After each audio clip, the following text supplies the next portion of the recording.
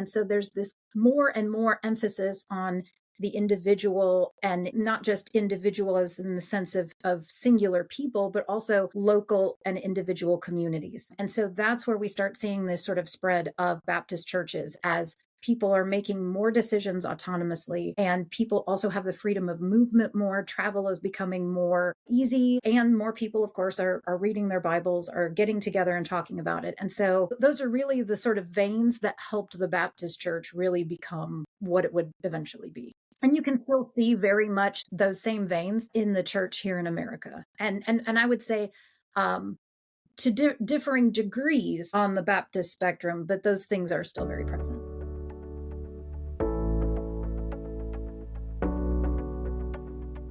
Hello and welcome to It Means What It Means, the podcast in which a guy with some college and a day job has long-form conversations about biblical texts. Today's guest is Elizabeth Arnold, and as you can tell from the episode title, this is another installment in my long-running series in which I attempt to have a conversation with someone from every tradition that engages with biblical texts. I got lucky in that Elizabeth Arnold received my information from Susan Hyland. So thank you, Susan Hyland, for that. And we decided to set up a conversation around the denomination that she's a part of. She is Baptist. I grew up Baptist. So this one hits home with me in a way that no other tradition that you're going to hear on this podcast has, because it is most of my childhood well into my adulthood. There are influences there. And as a podcast that sells itself primarily as about biblical texts, this is a good one because Baptists do rely so much on engagement with biblical texts as part of their understanding of who they are and how they engage with one another and how they even exist. So that's all I'll say by way of setup. If you are listening for free, I highly encourage you to jump on over to Patreon and become a Patreon supporter for $5 a month. You can hear maybe not this episode because you're listening for free, so it's already out there, but the episode that gets previewed at the end of this, you'll be able to hear it now. So if that's something that you'd really like to do to support the podcast materially, I would greatly appreciate that. It would help me move toward my goal of someday being able to do this as my day job and not just be a guy who has a day job. If you have guest suggestions, feedback, thoughts on subjects that I can go over, not just guests, if there's a book you want to encourage me to read, hit me up at itmeanswhatitmeans@gmail.com or at any of the myriad social media accounts that I've set up for the podcast. They should be linked in the show notes there, and the email address, itmeanswhatitmeans@gmail.com, should also be in there. Other than that, I don't have anything else. Please enjoy my conversation with Elizabeth Arnold. Thanks. Take care.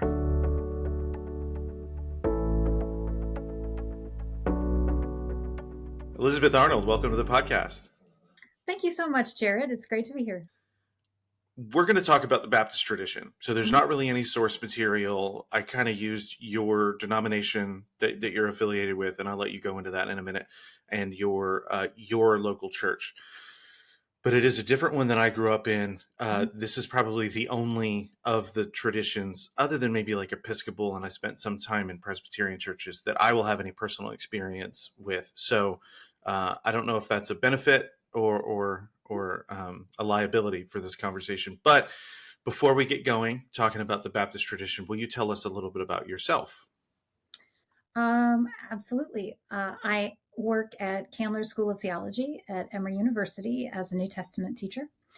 I did my PhD in New Testament at Emory. Before that, I went to Gardner-Webb for my seminary experience, which is also a Baptist seminary, a cooperative Baptist seminary. I have 3 children, all teenagers, and I've been married for 24 years. And we moved here from North Carolina, which is where I went to seminary, where we had all of our children. And in seminary, I had this notion that I was just going to be a professor, which I did. But I also said I was never going to be a minister, that wasn't what I was intending to do at all. And it was after we moved here to the Atlanta area that we started attending Smoke Rise Baptist Church, a cooperative Baptist church. And I was given lots of opportunities to teach, to preach, to participate in ministry, and really started to re-ask myself the question of whether that was part of my identity. And I work for a program at Candler called the Candler Foundry. And what we are is the public facing branch of the seminary. And so we do courses in the community, and we offer seminary style learning to hopefully everyone, to people in churches in the community. And we have various programs that take faith not only outside the seminary, but outside the church.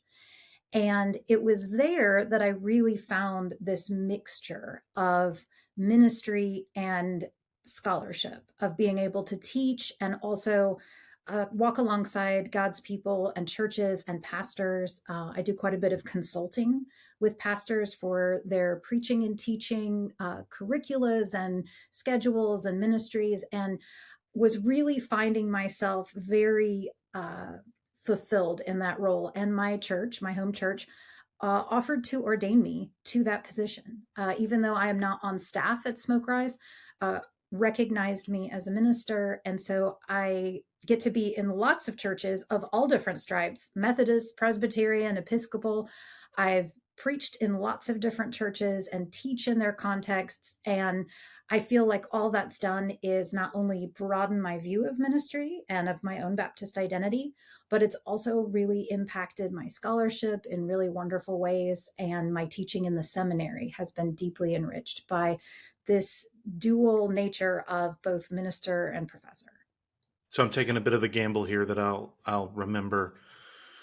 So there's one question I want to ask, but the one that I'm going to ask right now is: so did you grow up Baptist? You went to a Baptist seminary, so presumably you have a background, but was Mhm. that where you grew up? Yeah, so I would say for the most part, yes. My dad grew up Baptist. My mother grew up Lutheran, and when they got married, we went to a Baptist church, and then after a few moves, ended up in Southwest Michigan, where there aren't really a whole lot of Baptist churches. There's all kinds of other things, but given the demographics there, just not a whole lot. But my parents really held to like what makes Baptists Baptist. And so we went to a Mennonite church that had sort of doesn't call itself Mennonite anymore. I mean, it was basically still Mennonite.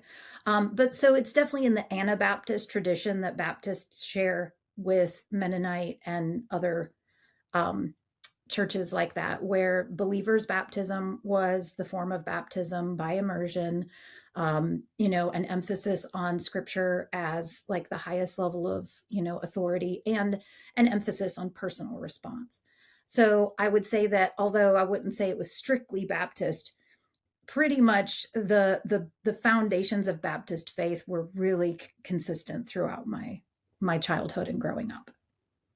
How just from the historical end of things, how far back are you comfortable going about talking about the history? If you're not, then that's fine too.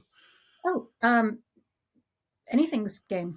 Okay, so would you flesh what my understanding, and correct me, so is later in the Reformation, um, the more radical part of the Reformation shows up. Early on, you get what the more magisterial, your Luther's, Zwingli, Calvin, Bucer, Bullinger, those kind of guys. And Mhm. then as things progress, there's like at least with Anglicanism, there, I know there's kind of a, hey, we don't want to throw the baby out with the bathwater. Let's keep a lot of the liturgy, but we do want to adopt some of this Reformed kind of theology.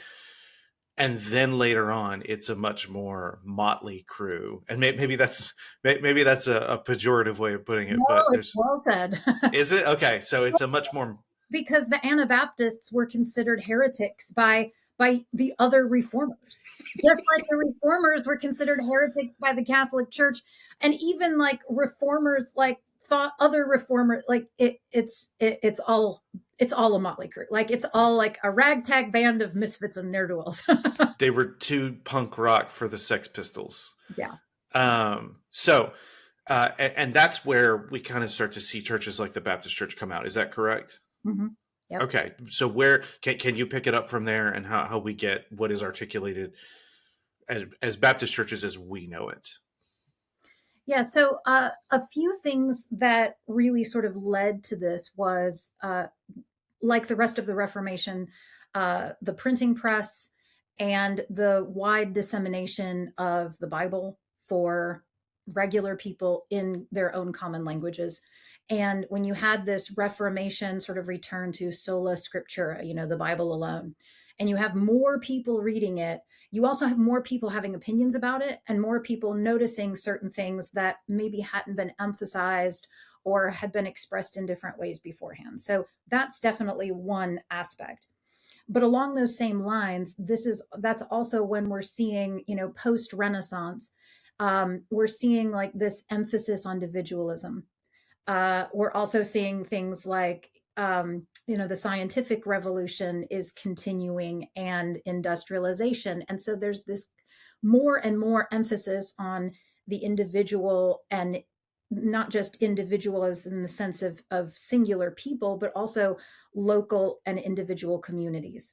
And so that's where we start seeing this sort of spread of Baptist churches as people are making more decisions autonomously, and people also have the freedom of movement more. Travel is becoming more easy, and more people, of course, are reading their Bibles, are getting together and talking about it. And so those are really the sort of veins that helped the Baptist church really become what it would eventually be. And you can still see very much those same veins in the church here in America. And I would say, to differing degrees on the Baptist spectrum, but those things are still very present. It is a much more radical idea that whether it's engagement with biblical texts or the understanding of significance of divine action is predicated on its importance or application to individuals.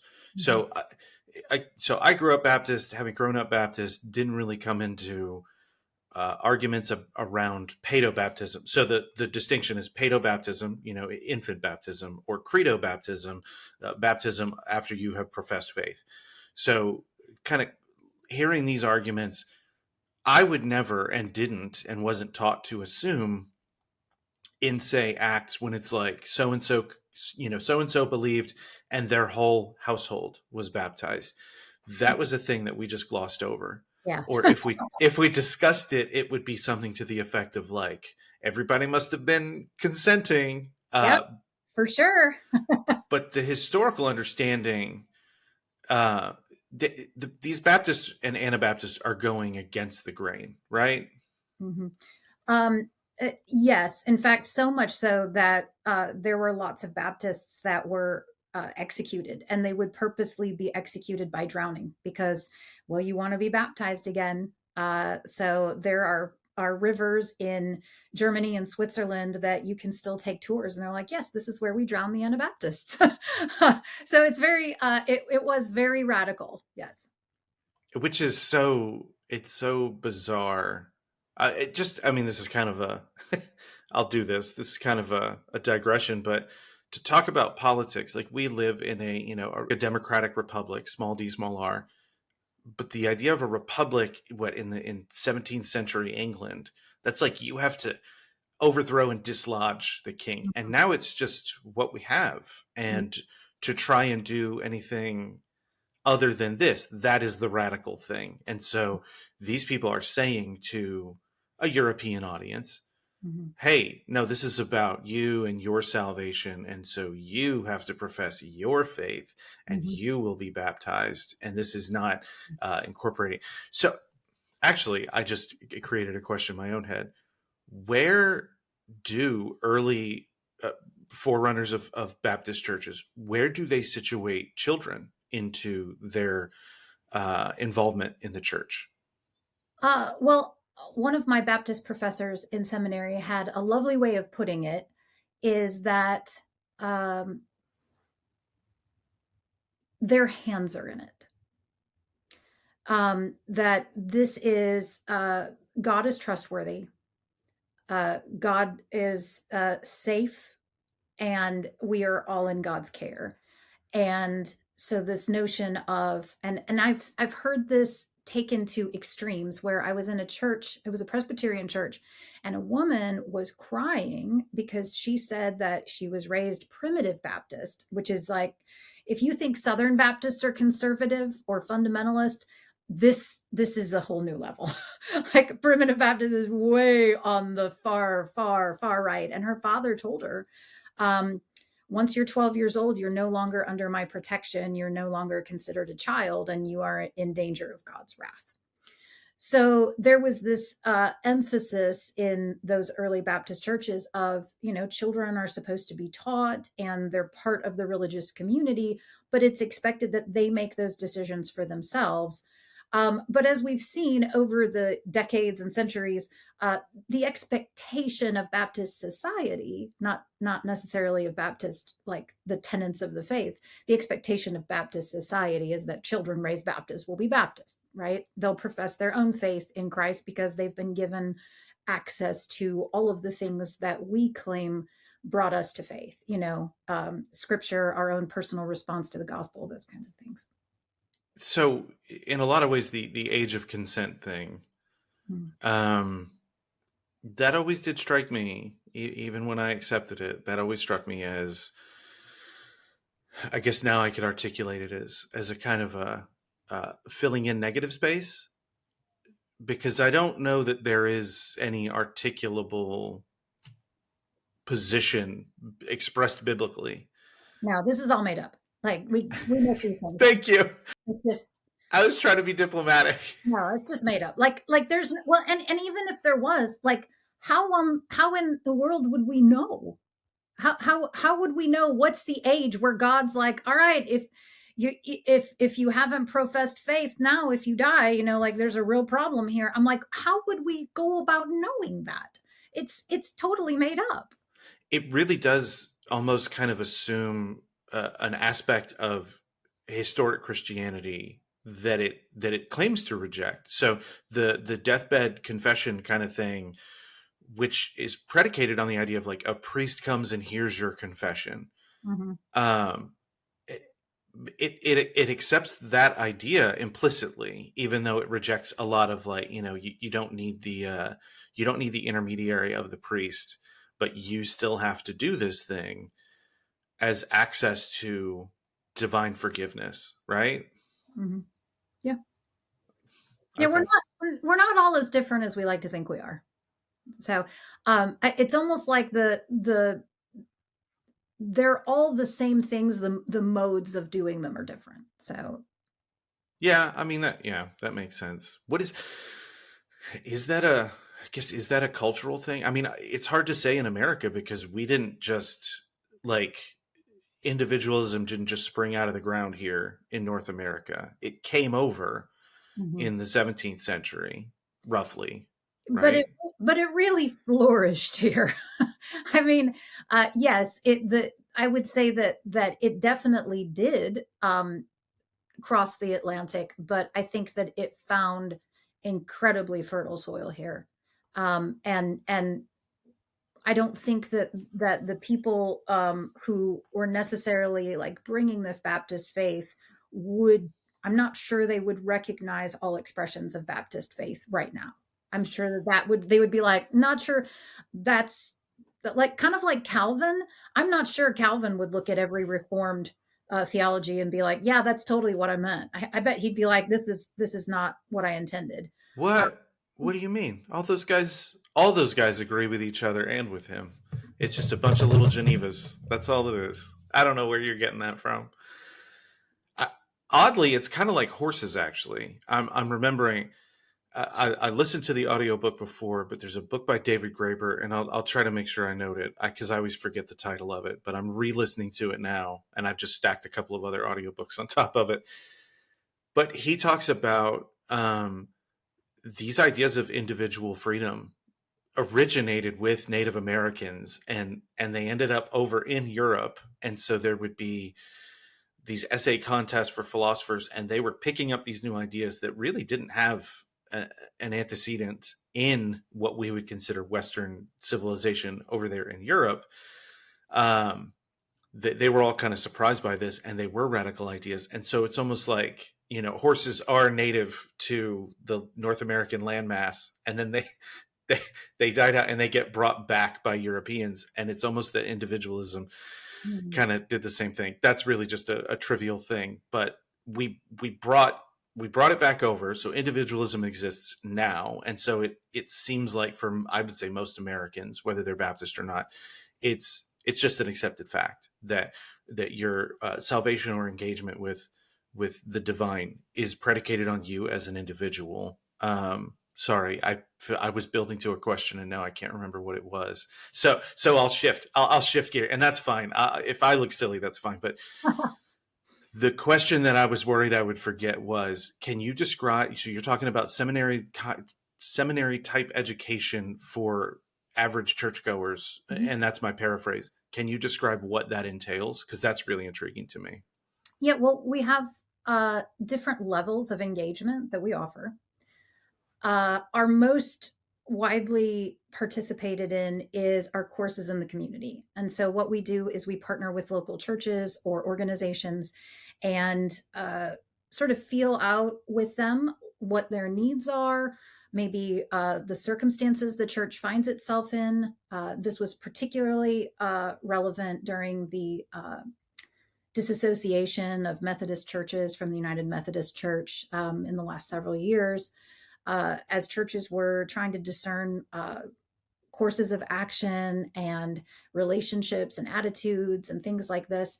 And so we have a meeting with our church partners and figure out how can we support their learning goals and things like this in the church. And then we either provide the course ourselves. So our director is an Old Testament professor and I'm a New Testament professor. We offer a lot of Bible classes, the two of us. But if they're interested in things like Christian ethics or want to dive deeper into certain topics, we've partnered with um, theology professors at Candler and other people in our community who can offer a course, usually about 4 to 6 weeks long, sometimes 8, and walk alongside the church, both either online or in person, as much as we can. And so we're addressing like needs of the churches. And then we also offer open courses where those are just our offerings, like, hey, you can take this course on the prophets or whatever. And it's a way for us to support pastors and ministry staff and also to democratize theological learning, because we don't believe that it's professional training, so to speak. It's not just for people who are going to be ministers or scholars or things like that, but that it's a form of discipleship and that everyone should have access to discipleship that grows their minds, their hearts, their communities. Two of the other ends of the spectrum is we have a TED style talk series called TheoEd Talks. We put them on in various cities: Atlanta, Orlando, Charlotte, Austin. We just did one in Nashville, and we get together like um, big thinkers in the church and the academy. We've had Austin Channing Brown and Shay Claiborne and Amy Jill Levine to give like a TED style talk in 20 minutes or less, polished, no notes, memorized on, basically the essential of their what it is that they want to offer like a public audience. And we have those on our website, theoed.com, where people can access these very polished talks, and there's discussion guides with them. People can use them. They're completely free for book club, Sunday school, things like that. And then our deepest level of engagement is our Foundations in Faith and Humanity, which are online certificate programs where it's a series of 4 courses in things like trauma informed care or biblical interpretation. And it's they're micro credentialing in various skills, whether in ministry, like our youth ministry one, or whether in certain practices like peace building and conflict transformation. And at the end of that course, they walk away with a certificate and the knowledge that they've cultivated this particular skill that will help them in ministry or in service of some kind. So that's sort of, I mean, we do lots of other things, webinars and podcasts and stuff like that. But those are our three sort of standard ways of trying to help bring seminary style learning in a way that's accessible and engaging for everyone, so that we start letting people understand that theological education isn't just a luxury, but like I said, it's a form of discipleship, and therefore it should be available to everybody. I can understand the theological end of it, because there is a way to package theology and kind of ship it out. Not to, I hope that doesn't come across as too crass, but the biblical education, how much emphasis is there on biblical languages and things like that in these kinds of courses? We're just now starting because we've had so many people want it, which um it's first of all, it's challenging to teach biblical Hebrew in 6 weeks because we do offer short courses in the community. But we've had so many people in various churches we've been in say this is something we would really love to learn, or at least get a few tools to know how to access this responsibly. We've all been in a sermon where a preacher just throws out a Hebrew word or something, and not really sure that they really knew what they were doing, or where did you get this information. And a lot of people just Google things. And so we're putting together like an introductory course, like for biblical Hebrew this summer, like 6 to 8 weeks, and just what are the tools you can learn. How do we use lexicons and concordances? What are the basics of grammar and things like this, and the alphabet, or the aleph bait, I guess. And so things like that. And then of course we're hoping maybe next summer we'll also offer one in introduction to Greek. And people are I've been very pleasantly surprised. People want those kinds of things, and not for professional use, but people just want to know. People have real curiosity about their Bible and where it comes from, and wanting to be able to do this very Baptist thing of read the Bible for themselves, but also understand that that has to be done responsibly. Because we've seen what happens when we've taken this to an extreme of, well, I just read my Bible. And I'm like, well, but the whole point is we were also all supposed to read it in community. And reading it just for myself individually was never the end goal. That was a part of the idea of what it means to follow Christ, but it was never meant to be the sole way that we do this. Like, that's meant to increase our engagement as a community. And I think that's another thing we're trying to help. Like, how do we do this? How do we democratize it, but also make it responsible for communities?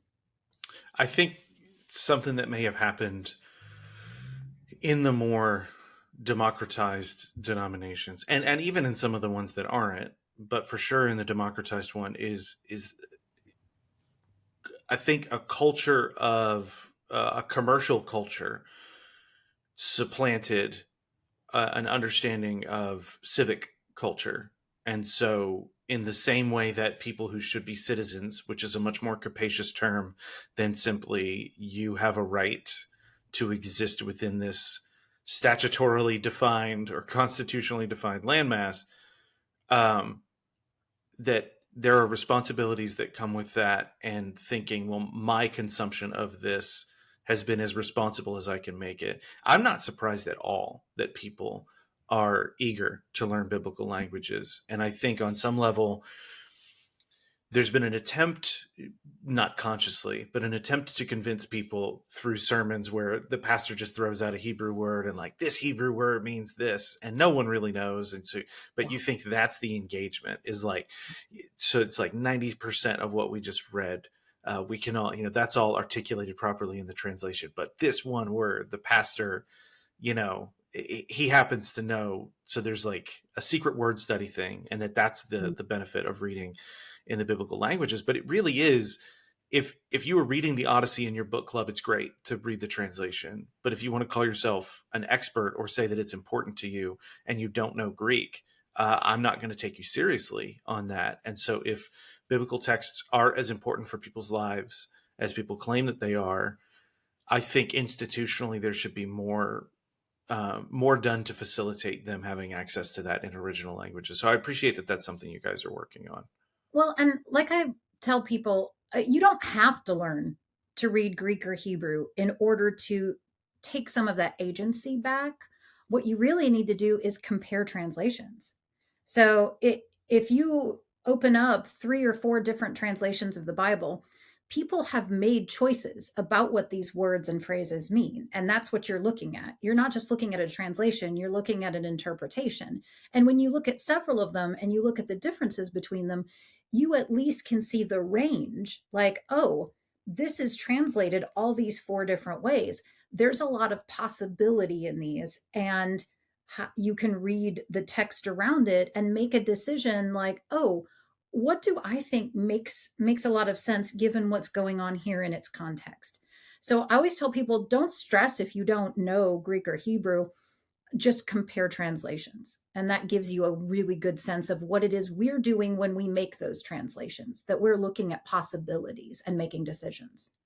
I certainly don't want people to stress about not knowing, particularly if they can't, maybe their time or their budget, if it's a thing they have to pay money for.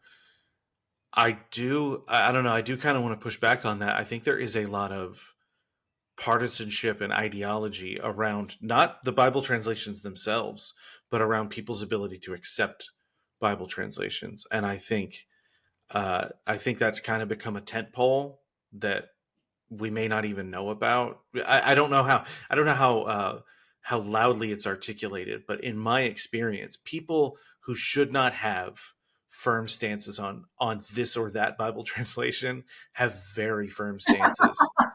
Yeah, that is true. And I think it's gonna. I honestly, like, it's not easier to do like a mass push to get as many people learning Hebrew, Aramaic, and Greek, but it is simpler than this overall, like, hey, evaluate the marketplace. Because if I'm not going to do it now because it would, yeah, it would take too much time. But if I brought up Bible Gateway and I scroll through the lit, it really is that paralysis because there's too many choices. And I think my assumption is people are still going to end up siloed into what is acceptable. Well, that's a wonderful segue into there's a way to narrow it down because there's really only 3 types of translations. Go on. You've got on the one end, you've got word for word, or we should really say like word or phrase per phrase. These are, we like to call more wooden translations, right? Where scholars are looking at individual words and groups of words and trying to render something that is more of a one-to-one matchup in the text. Now, these tend to sometimes be very clunky because of that, because languages don't map one-to-one, especially ancient languages onto modern languages don't map one-to-one.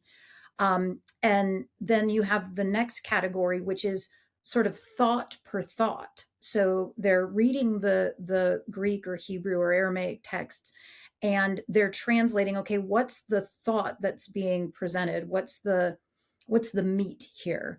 And then they translate those particular thoughts, but it may not look like word for word, sentence for sentence, but it's thought for thought. And then the final one is more paraphrase. That's where we get like The Message by Eugene Peterson, right? Something that's trying to offer a modern sort of synthesis and paraphrase all at once. And so when you know what Bibles fall into what category, you know that in the word for word, you've got the New American Standard, 1983. And in the thought for thought, you may have like the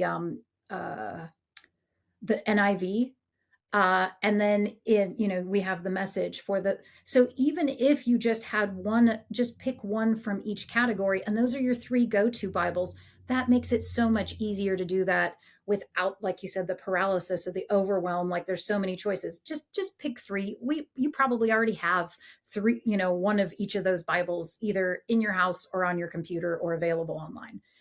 So just pick 3, stick with them, and be like, oh, every time I read scripture or do a devotion or prepare some kind of a lesson or sermon, I just always consult these 3 very different types of translations.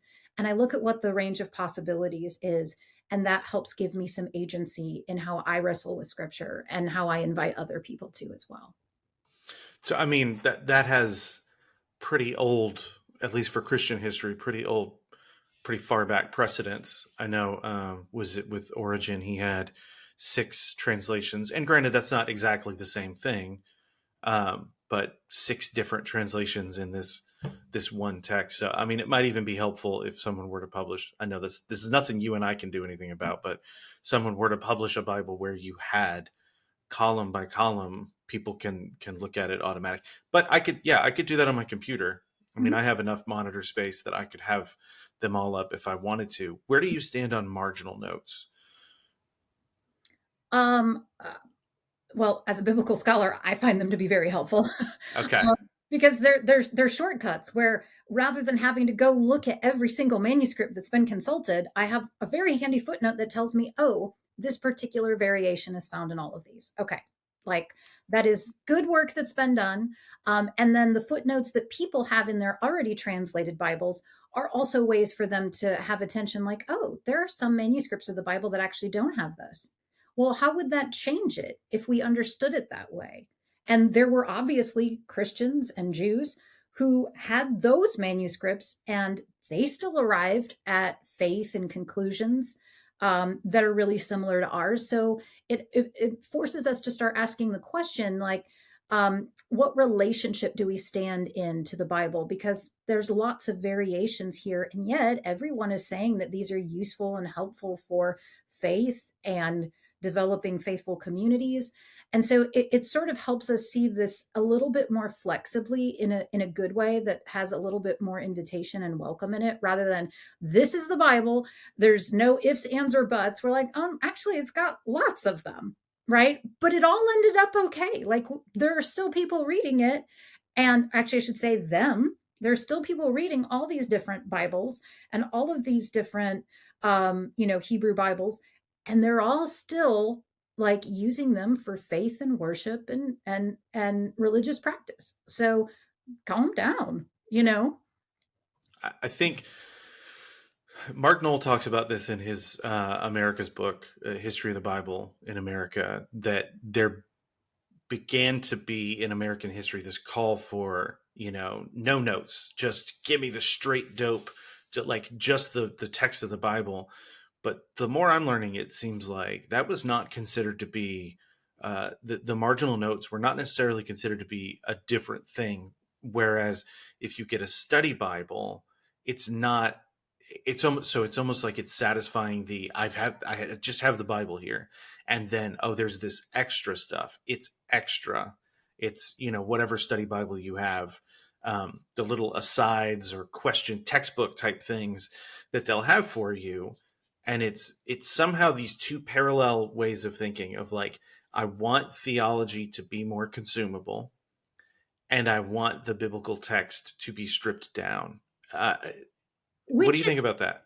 well, it's hilarious because there's no actual we don't have anything like that. Like the earliest manuscripts that we have access to, you know what they're covered in? Marginal notes. They're covered in people crossing things out and writing things in the side. They're covered in notes connecting, like, oh, move this down, this needs to go down here. It's got people inserting things. Oh, you forgot to put this in here. The earliest manuscripts we have are covered in notes.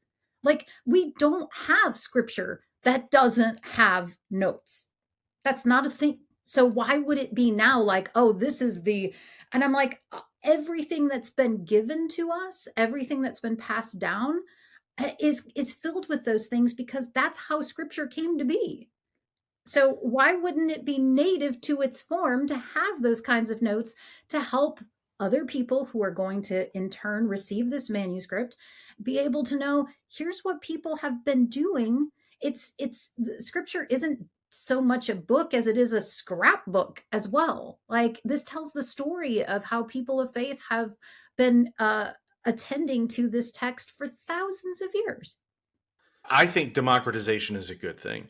So I don't want it to come across that I'm saying like it's because there's too, but I think it accompanied the democratization and the emphasis on individuality, that we need the person reading the legitimate, and therefore like the legitimate is the most authentic, and the most authentic is the simplest. And it was a very American, I don't know, frontier or even industrial type of understand. Like it is both of those things, and I understand that those are two different eras. It's two different ways of thinking, but they're seamed up so well in our history that like there's also suspicion that that democratization and individuality, it breeds suspicion of authority. And so let's let the text of the, let's let the authority of the text be the simplicity of the text, and you end up with where we are. But I did, so you, and I'm bringing it back around to democratization because you brought that up. That is an important part of Baptist life generally, right? Do you Mhm. mind going into that a little bit more? So this is where I love my Baptist roots, but I also am always revisiting and redefining what it means. Like I said, we can take things to such an extent, that they're no longer helpful. And this isn't just with Baptist faith. This could be with Catholic. This could honestly be with any kind of faith, even outside of Judeo Christianity. I mean, like it could be anything that there when we like I said, when we say individual and individualism, what we first have to do is we have to ask, what does that mean? What is an individual? Because when we really get down to it, what I believe through study and through interaction with other types of scholars like womanist scholars and post-colonial scholars is that and no individual is just themselves. Like, I am not just me. I have children and a husband. I have neighbors. I have a church family. I have a work family. I have a civic community. And like any other ecosystem, you can't simply strip down to this one individual what's going on because we are all very connected. And so when we say individual faith, we're not really talking about just what goes on in my own head. We're also talking about environments, we're talking about relationships and connections. And so I have found that to be more helpful in redefining what individualism, as far as my faith is concerned, that I do have a sense of agency and I'm uh, what I think and feel matters. It matters to God. It matters to my community. It matters to me. But that's not all that I am. And my faith also has to be our faith. It also has to live outside. This type of individualism sees the self as a little bit more porous, right? Which I honestly think is just more realistic. If you've ever met someone who is solely an individual, you haven't met them because they haven't come in contact with other people. They don't rely on other people for anything. They're not in relationship. You wouldn't know them. And so when I think about like one of the ways that this individualism is expressed in the Baptist church is the autonomy of the local church. And that's where I think we get individualism so right, is that every church needs to be discerning and acting on how it best ministers to its own local community. Now, I think you can have this particular outlook in any denomination, and lots of denominations that are Episcopal in nature, where they do have bishops that oversee and they have a top-down sort of hierarchy. Even in those, you still find this individual churches expressing their own form of ministry and care and the gospel as they and their community understand it. So I think that's where individualism is done so right. Each Baptist church has its own constitution and everything is voted up. Well, and again, there's also like ideal Baptist faith and then sometimes lived Baptist faith. I happen to go to a church where we're very familiar with like the five fundamental Baptist tenets. And I was talking to another friend of mine who goes to a Baptist church, and he's like, "Oh, I've never heard that understanding of the congregation is the one in charge, and the deacons serve the community, and the pastor's actually at the bottom, right? And so it's the big majority is what governs the church, and like the higher up, so to speak, are actually the lower downs, the ones supporting the congregation, but the congregation makes the decisions. And he's like, I go to a Baptist church and that is not how it plays out. It's very much the pastor making all the decisions. And I'm like, okay, so there's a difference between ideal Baptist faith, like what it says on paper, and how it's lived out. And that's also part of being Baptist, is that every community is free to define for itself how they do it. And so there's no such thing as one type of Baptist, or even one type of Southern Baptist, one type of cooperative Baptist. The expression of that varies from church to church, and sometimes even from even within churches, you'll find niches that are a little bit more like, oh no, we're like this, we're still here, but we're in this camp, and it's is messy, but I still find a beauty in that. So I live in Houston, and I think it's a pretty it's a pretty good laboratory for a lot of this stuff. And it seems like, and this is correlation, I don't know that it's causal, but there seems to be a correlation between the size of particularly Baptist churches. I mean, actually, I think there are churches in general, in the especially in non-denominational circles. The larger it is, the more you will see that kind of thing happen. But the interesting thing is, I watched a church that I was a teenager in making a transition away from a more democratic kind of polity into a more top down, and having started out in rural Virginia, going to a much smaller church that was much more devoted to a democratic, broad based authority. Mm-hmm.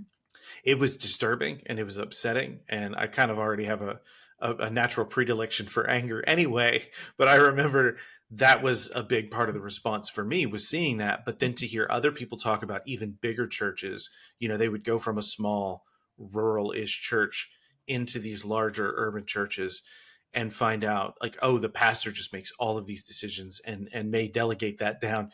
And that is so anathema, extremely unsettling to those of us who came from smaller, more democratic Baptist churches. It almost seems like, so I'm kind of thinking about this thing around, like, antinomianism actually seems to lead to a kind of legalism, of like a desire to satisfy the more nebulous and abstract laws. And I think a suspicion of authority kind of is hand in glove with a kind of authoritarianism. And Oh, I feel like what's that? for sure. Yeah. I feel like I watched that, when I was 16, and I was going to business meetings and kind of wondering, like, is there even a point in having this meeting? Because it seems like, the outcome is a foregone conclusion. And now I feel like I'm seeing some of these things in the larger population. It's like, well, you know what? At least I was prepared. So I feel like I have a helmet on for that. But yeah, my understanding of Baptist polity was always that it is more democratic. Mm-hmm. And so I guess I'm curious, and I understand that you do attend a cooperative Baptist church, but can you just, what is a cooperative Baptist? How are they distinguished from other types? Um, well, cooperative Baptists are, believe it or not, just Southern Baptists. That's I know it's crazy. But so here's the thing. Once again, every Baptist church does whatever it wants. Like whatever it decides is best for its congregation and its community, that's how that church functions. And so for a long time, what you had, especially in the American Southeast, was you had Southern Baptists. Some churches ordained women, and some churches didn't. And some churches had ministers who were very educated and who had gone to seminary, and some had ministers who weren't. Some had, so what you had was the freedom that Baptists claim is one of their principles.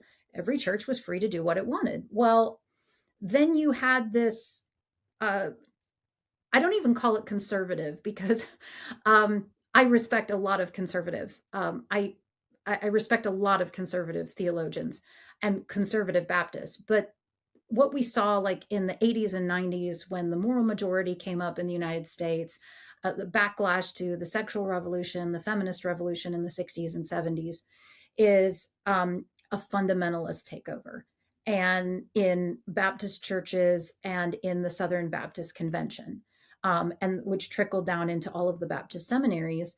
And so people who had been practicing Southern Baptists, just being deacons in their churches and sending out missionaries, now all of a sudden were faced with this: in order for you to be part of this convention, part of this basically this society that cooperates together in missions and things like this, you have to sign the Baptist Faith and Message that we've created, which had all of these far more fundamentalist claims about Baptist faith, scripture, and so forth. And lots of Southern Baptists said, I'm not signing that. Because Baptists are also not Hold creedal. on, hold on. They said ain't. They said I ain't signing that. And Baptists are, one of the tenets of Baptist faith is being non-creedal. We don't have to assent to anything that our conscience and our own experience of God refuses. And so when you join a Baptist church, you make a commitment to the church, you make a commitment to a certain way of life, you commit to and being baptized, but you don't sign anything, you don't say a confession, nothing is required of you other than your profession of faith, which is totally voluntary. And so you had all of these people saying, well, this isn't Baptist. And but my church, our church constitution allows for the ordination of female deacons, or what have you. And when you all of the sudden have other stakes, like we've all collectively funded these missionaries, and so if you don't sign this, we're pulling the funding from the missionaries that you've sent out. Now all of a sudden you have people in this state of what's ethical as far as making a confession, or upholding a creed that I don't believe in, but also trying to do the work of the local church. And you can see why lots of Southern Baptists said that's not Baptist. So what you have in the Cooperative Baptist Fellowship, which isn't even technically a denomination, we call it a denoma network, which is hilarious, is that we are just people who are working together, but we are respecting the sanctity of each Baptist church to govern itself as it sees fit and to minister to its community in ways that make sense for its community. So it's very interesting to me that I do define myself as not Southern Baptist, but when we get back to it, these were all just Southern Baptists doing Baptist things. And then people started really disagreeing about what does it mean to be Baptist. And that notion of the autonomy of the local church was the thing that was really in question. I hope at some point to be able to have a longer conversation with someone who's maybe published something specifically on kind of the battle between mainline Christianity and evangelical Christianity, and then between evangelical Christianity and fundamentalist Christianity, because I think a lot of times the terms evangelical, and that's just kind of, I think, as a result of they did kind of mesh up or collide and kind of stick together at some point, like you said, in the 80s and 90s. But I don't know. And maybe I'll have to write that at some point, because I don't know that anybody's going to take the time to write a book that only I'm going to read. Well, they always say, write the book that you wish you could read. So, I mean, that's something. Yeah, But, maybe. but the funny thing is, like, when I read scripture, um, I still consider myself evangelical. I look at the word evangelical and I'm like, that's a proclaimer of good news. And I'm like, the thing that breaks my heart is how many people understand evangelical to mean something that is not good news. Which is why I tell everyone whenever I can that I am a Baptist minister. And that's not because I'm trying to aggrandize myself. I want people to understand that it looks differently there are different expressions, and Baptist does not mean I will beat you over the head with the Bible and tell you you're going to hell. I also tell people I am evangelical. I am bringing good news. That is what I have been tasked to do. That's what all Christians have been tasked to do. Are you bringing good news to a world that needs to hear good news? The problem is a lot of us in the Baptist faith, and honestly lots of faith, disagree what the good news is. And that's where we're really wrestling, is what is good news. But I won't let go of my Baptist identity or my evangelical identity, because I think people need to see those things and understand it doesn't mean what you think it means. That's tough because it's like the one thing you'd hope everyone would be on the same page about is like what is the core. And this is where, look, I'm going to throw this out there, and respecting that you are still Baptist and therefore non-creedal. Um, don't the creeds kind of cover that? At least, like, the oldest of the creeds, don't they kind of cover that? We don't have to say those. It's That's not. what, but that's my point. Is like, if a an Apostles' Creed proclamation or a Nicene Creed proclamation, if that were a part of life, I almost think, I don't know, man. I have so much I have so much baggage around altar calls. And I've described, I don't even remember who the guest was, but it was Constantine Campbell. So, listeners, that will be out before this one. But I described the worst experience I ever had with an altar call. And it was like a concentrated at the end of a week of camp. Whereas my experience was like every time you do a service, you have an altar call. But the kind of made up, like if you say the sinner's prayer, also not something articulated in any biblical text at all. If you That's magic. That is magic. That is a spell. Thank you. Again, I'm being more diplomatic. I'm sorry, I'm not terribly diplomatic. I'm like, I will. That's Yeah, go off. I appreciate that. I don't know why I'm trying to be, but the idea of a sinner's prayer, when there is so much history around Christians professing something together, and I think that is the value of that, rather than, well, I had this experience, and Mhm, so it's like I both don't want to undermine individual experience, and I also want individual experience to be framed mhm, within something where, hey, are you so deviated, have you so deviated from what the community is doing that you maybe need to take a second look. and right. and if you look at 19th century America, how many denominations, 19th to 20th century America, denominations or just outright religions were founded because somebody was like, yeah, I don't know, I saw a raccoon and they were running in the right shape and it spelled out some stuff in the leaves. And I'm completely making this up because I don't want to I don't want to attack any particular religion, but it was just like the religious affections of this one person drove them to do a completely novel thing, and Yeah. that's such an American thing. um, Yeah, there's a great joke that this American uh, Baptist uh, is in a plane that goes down over the ocean, washes up on a deserted island, and years later is finally rescued. And as he's being transported by a helicopter off this island, they're flying over the island, and he says, "Well, do you want to see what I've been doing all these years?" And the pilot said, "Sure." And he said, "You see that building right there? That's my house." And he's like, "Oh, well, that's a really nice house." And he's like, "And the building next to my house, you see that one? That's my church." And he's like, "Oh, well, that's a really nice church. What's the building next to it?" He goes, "Oh, that's the church I used to go to." I think I think I've heard a version of that with synagogues, but it's more like that's the one I'd never go to. But There's also another version where two Baptists are on the island and they both build churches and argue over which one was the first Baptist church.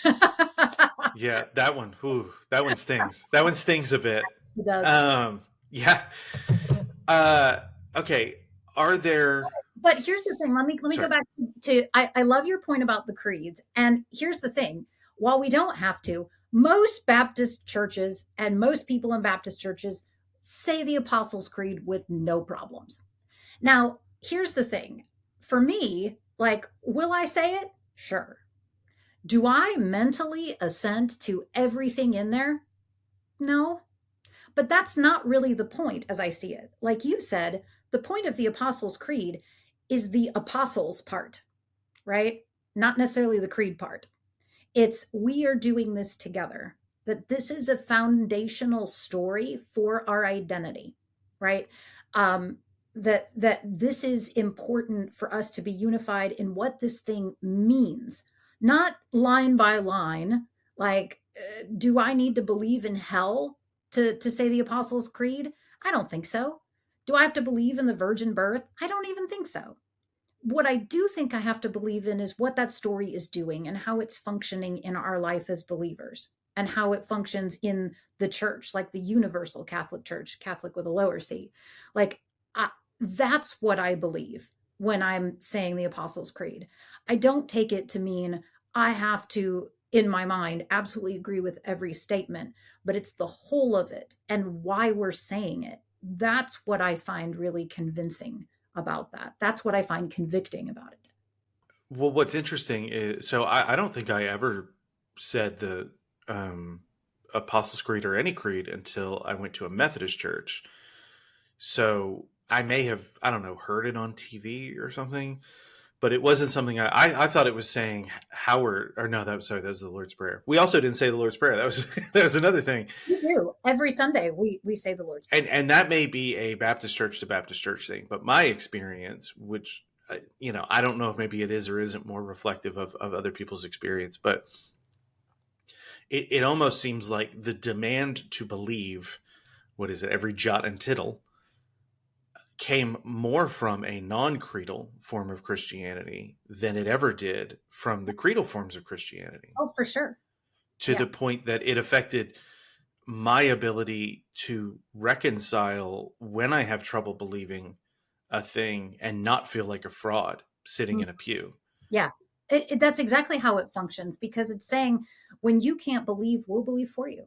Like, the community is still here. The community is still is sort of like holding the line for you. Like, that's how I understand like the more sacramental expressions of Christianity, that's why we do it together. So you don't have to believe every single thing because we believe that, which I really appreciate. And that's another thing about the Cooperative Baptist Fellowship, is that one of the missions of the Denoma Network is to reestablish. I know, it's just so funny. Is to I'm laughing at your hold on, the way you just so contemptuously, do you not like portmanteaus? Is that what it is? I just think it's funny. I like, it's like we have to call things something. I'm like, I just think it's funny, especially since we already just called it a fellowship. Why do we have to call it a Dharma network? I don't know. But anyway, but the thing that most cooperative Baptist churches try to do is reestablish the connection with that universal lower C Catholic Church. There is a really great book by a Baptist theological scholar. His name is Steve Harmon, and he has a book called Towards Baptist Catholicity. And he has been it really in the leadership of establishing um, conversations between Baptist leaders and the Vatican. Part of, like, he also wrote a book called Ecumenism Means You Too, which I love that title. So there are, and in most cooperative Baptist churches, we do tend to be higher church. You know, our ministers wear robes. We don't necessarily do a whole lot of rock and roll. Where we tend to be. The funniest thing is now it seems like the more sort of contemporary the worship in a Baptist church, the more conservative it is. Whereas if you go into Baptist churches where ministers are wearing robes and stoles and they're singing hymns, it actually tends to be a more progressive Baptist church, which I find really interesting. But one of those things that we attempt to do is, how do we reestablish and be in relationship with the other mainline, expressions of Christianity, Presbyterians, Catholics, Episcopals, how are those more sacramental expressions really important, and what do we have to learn from them? So I do feel like this particular expression of Baptist faith is definitely more ecumenical. You don't have to self-identify. I'm 41. I'll be 42 in less than a month. I'm And I 53. well, okay. Again, hey We're, guys, you totally, heard me. we're I totally said I said she didn't have to. But I was having a conversation with a friend of mine who's a Bible scholar, and something he said triggered in me that I needed to remind him. You know, there was a very successful ecumenical movement before we were born Yes. that started to end around the time that we were born and was really being challenged. And I'm bringing this up to address like the idea that, and we'll put make sure rock in quotes, because I think there's a joke from King of the Hill where he's like, Christian rock is bad Christianity and bad rock and roll. And I don't agree with that entirely. I think there are some pretty decent bands, but in churches, not great, not a good memory for me. But the the idea that you're the anti-establishment because the establishment has been a more tamed, um, uh, like a community or a way of thinking that wants to be a sustainable life that is broadly beneficial. And I think there is a philosophy and a way of thinking that looks at conflict as inherently radical, and that radicalism and undermining the current order is inherently good. And that's how we ended up where we are now. And so a more tame or milk toast or whatever is instantly going to be bad. Whereas I'm kind of, I think, crystallizing my thinking into, if hungry people are being fed, I don't care, unless you're abusing people. I don't care what else you're doing. I don't care how you dress. I don't care how you sing. I don't care what time you show up for church or where you show up for church. If hungry people are being fed and people who need things are being provided for, that is love. That is your responsibility. If you get an opportunity to love somebody, you should take it.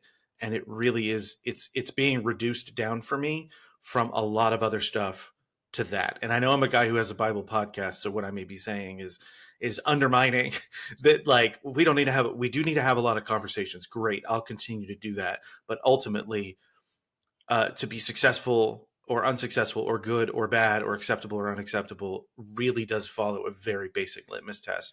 Are you reflecting a radical desire to love? That's what I'm looking for. And I don't mean love in a Rube Goldberg device kind of, Oh, well, shit. like if you sit down and listen to me long enough, you'll understand, well, what I'm saying is love. Mm. Nope. Very straightforward. Sorry, that was a bit of a ramble. No, no, no, no. And it's really good because and this is something I tell my New Testament students. I'm like, you cannot walk away from the New Testament and not understand, if you have read it carefully, that Christianity is not a what, it's a how. It is not, it is not content. It is a way of being, it is a way of living, it is a way of acting. It is not, it is far less concerned with what you believe than it is on how you express, like you said, the love of God. It is especially in the Pauline letters. This is a how. Paul doesn't care one single bit whether you eat the meat or you don't eat the meat, whether you cover your head or you don't cover your head. What he really cares about when you read the letter is, how are you in relationship with each other and how are you at one another's service? It is so much more a how than it ever was a what. And so we really, I think, by asking the question, are you feeding the people? Are you actually demonstrating love? Gets back to that fundamental, this is a how. So I want to call this out because yesterday I had a conversation with my friend Chris Tilling, and he basically said the same thing. We're talking about divine Christology, and he basically said the same thing. And it is unfortunate that this interview will be out. It looks like 18 June, so 2 months after that. But I do want to, hey, listeners, if you're just popping in because you want to hear Elizabeth Arnold, finish this and then go back and listen to that, because not that she needs that validation or cosign, but she's not the only person saying what she's saying right now. So you mentioned that with Baptist Catholicity, right? Mhm. Is there anything else that you would direct people to get a better understanding of Baptist history, Yes. belief, practice? Oh, you Yeah. have a list. I got a list. A great person to sort of pay attention to and follow is Aaron Weaver. He's the executive director of the Baptist Heritage and History Society. And if you just Google that, it will take you to that website. There's a blog that he posts on frequently. But there's also like really good resources on understanding the variety of Baptist expressions and how Baptist churches and figures and leaders came to be. Another really good resource is Amy Chilton. She's also a Baptist history scholar, and she has a book called Sources of Light: Resources for Baptist Churches Practicing Theology. So between Steve Harmon, Amy Chilton, and Aaron Weaver, like you would have lots of connections to all kinds of different perspectives and ways of thinking about particularly like cooperative Baptist, but also its relationship to other um, expressions of Baptist faith. But those are all very good resources. Okay. Thank you for being prepared with a list. I wouldn't have held it against you if you weren't. What do you read for fun? Oh, oh my goodness. Okay. So one of my very favorite authors is Arturo Perez Reverte. He is a Spanish author, and most of his books have been translated in English. You probably would recognize it, like Queen of the South. They actually made a TV show about it. It's about a female drug cartel leader. Um, uh, he just came out like, and the man is so smart. He knows like his books are topics like spanning everything from like ballroom dancing to chess to like 19th century Flemish art. Like it's crazy what he writes on.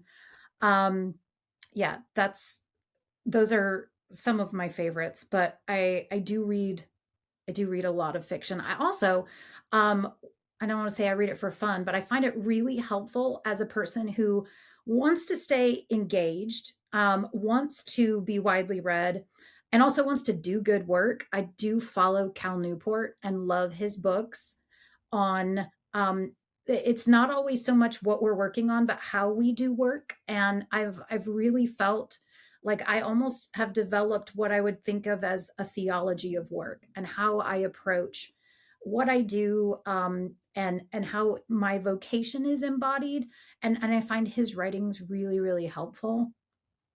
I'm trying to think of what else I read for fun. I mean, I read so many things. I'm trying to think of like one particular. Plus, I have three teenagers. And so one of them in particular is a very avid reader. So I always find myself like, we've read all the Rick Riordan series. She's all about like especially since I teach Greek and I teach Greco-Roman Empire, like we're all about like the Pantheon and stuff like that. So like we end up reading all kinds of fun things about like ancient civilizations. That's just one of her favorite topics. So I sort of Nice. read whatever she's reading. Okay. That's what are the ages, if you don't mind me asking? 18, 15, and 13. I have a brand new-ish 18-year-old, and that's weird. I Yeah, mean, it is and it isn't. yeah. Mine is graduating in 2 months, hopefully. Yeah. So Well, um, mine too, hopefully. we'll see. So yeah, it's a whole new experience. And technically she'll turn 18 in 10 days. So I'm like, this will be a whole new experience. I've never had an adult child before. So I don't clearly remember being 18. I tried giving mine a heads up, and I'm like, look, on the app that we use to book medical appointments, I know the day before your birthday I'm going to drop off, so we need to get out ahead of this so we can. He's never had to think about stuff like that, and he's like, it's a little bit overwhelming, or like, hey, I want you to call and make a dentist appointment. Like, look, I'm still providing for you, but these are your responsibilities to do. And I remember that. I remember my mom not wanting us to use her washer. And so there were things that I wasn't having to worry about. And it's just, it's growing up. Got to renew that license and make sure you register to vote when you do that, which listeners, make sure you register to vote. Well, unless you have anything else, I'm going to call this one good. Yeah, I feel like we've covered like all the things. Well, Elizabeth Arnold, thank you for sitting down with me today. Oh, it's absolutely my pleasure. Thanks for having me. All right. Take care. You too.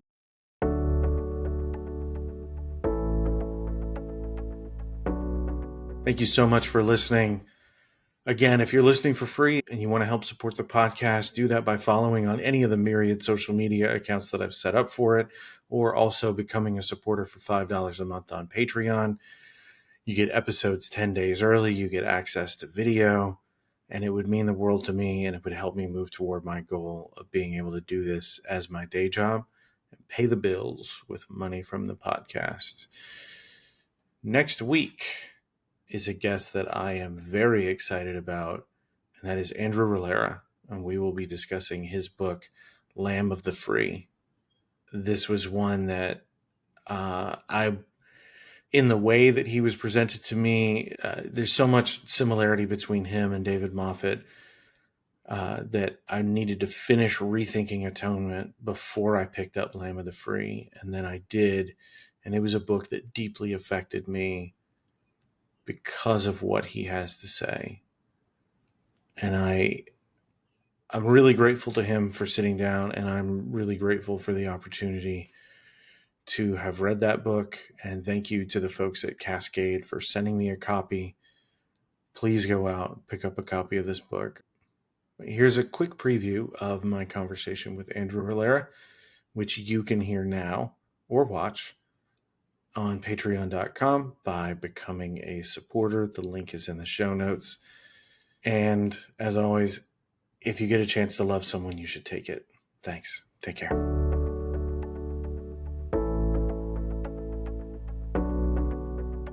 Everything gets totalized into a sacrificial framework. So any notion about Jesus' death or blood, that's a sacrifice. No, probably not. Oftentimes, blood, as I show there, just means violent death. And therefore, especially because it's violent death, probably you won't see sacrificial imagery. You do get the sacrificial imagery. It's not going to be emphasizing the suffering, agonizing aspect of being crucified. I hope that, but New Testament authors find pastoral, theological, whatever significance in all those various aspects of Jesus, in the fact that it was a Roman capital punishment, in the fact that you can think about this on analogy to the well-being sacrifices, in the fact that you could think about them on analogy to the ritual washings, in the fact that you could think about it on analogy to the kippur decontaminating function, also within economic metaphors of redemption and other things. So does that, I hope that, I want it to be sufficiently confusing where people go read the book, but also does it make sense of saying the problem is when folks are just conflating everything into one thing. So Jesus' death and blood, it's all sacrifice.